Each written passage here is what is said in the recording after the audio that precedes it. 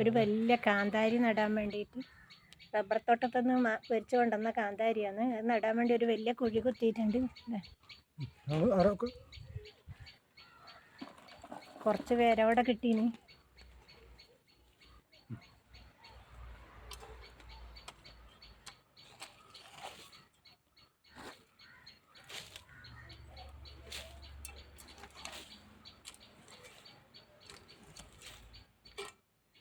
നന്നായിട്ട് മണ്ണ് താഴ്ത്തി കൊടുക്കുന്നുണ്ട്. എന്നിട്ട് ചവിട്ടി അമർത്തി കൊടുക്കണം.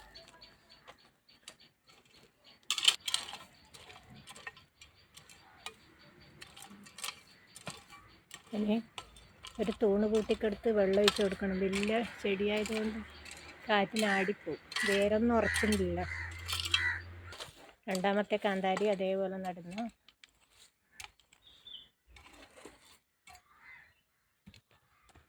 കാന്താരി നട്ട് വെള്ളമൊഴിച്ച് തൂണ് കൂട്ടി കെട്ടി.